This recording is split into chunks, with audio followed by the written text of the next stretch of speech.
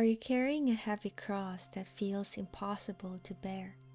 Have you prayed for years to overcome a fault, only to feel stuck and unheard? Is your family life so troubled that you're afraid you might lose your way, and maybe even your soul, if nothing changes soon? Do you mourn that so few of your loved ones know or love Jesus in the Blessed Sacrament? These struggles are real, and you're not alone.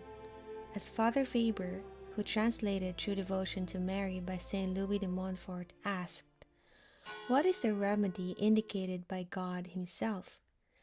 The lives of the saints reveal the answer, a tremendous increase in devotion to the Blessed Virgin. Hi, my name is Sarina. This video is part of a 10-part series exploring St. Louis de Montfort's true devotion to Mary. In today's video, we'll explore two powerful questions. Who is St. Louis de Montfort, and why does he matter? What is true devotion to Mary, and why could it be the key to unlocking God's grace in your life? Let's begin with St. Louis de Montfort's remarkable story. St. Louis de Montfort was born on January 31, 1673, in the small town of Montfort-sur-Meu in Brittany, France. From an early age, he displayed extraordinary faith and determination. Once, he walked over 200 miles to Saint-Sulpice in Paris, the third largest church in the city, to study for the priesthood. At just 27 years old, he was ordained a priest. But St. Louis' life wasn't without challenges.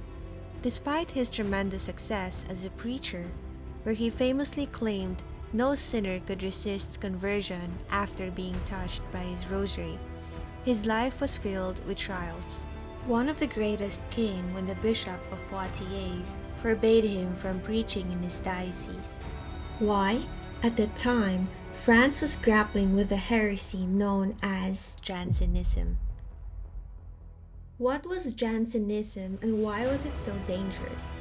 Jansenism was a theological movement born from the writings of Cornelius Jansen, a 17th century Dutch theologian. It distorted Catholic teachings, emphasizing human depravity, predestination, and an overly rigid morality.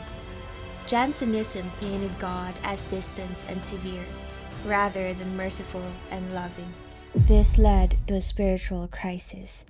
Many people believed they were too unworthy to receive the sacraments, especially Holy Communion. Instead of seeing the Eucharist as a source of grace and healing, Jansenists treated it as a reward for moral perfection, attainable only by the worthy. Even the clergy were not immune.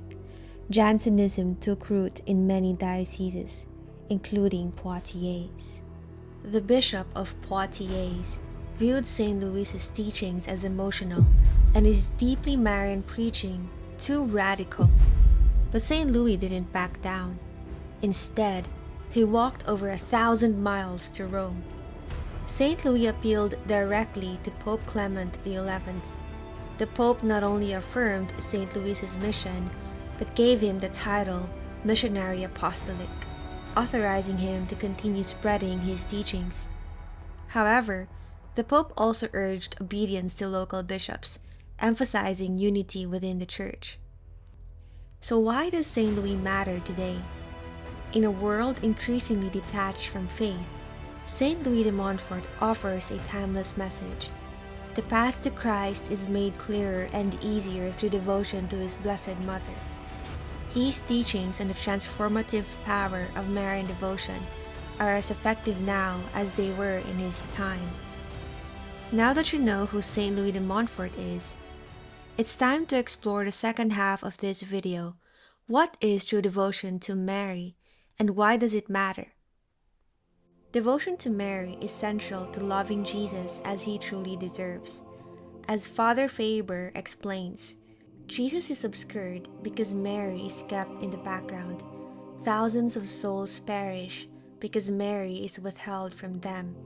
It is a miserable, unworthy shadow that we call our devotion to the Blessed Virgin that is the cause of all these wants and blights.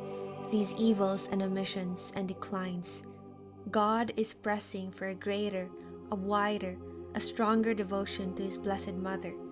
Let a man but try it for himself, and is surprised at the graces it brings with it, and the transformations it causes in his soul, will soon convince him of its otherwise almost incredible efficacy, as a means for the salvation of man, and for the coming of the kingdom of Christ. Saint Louis de Montfort's book, True Devotion to Mary, is a roadmap for this deeper devotion, one that transforms lives and leads countless souls closer to Christ. The Church herself recognizes the power of true devotion to Mary.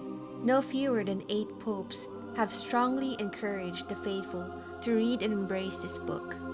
One of the most notable endorsements came from Pope Leo XIII, famously known as a Rosary Pope.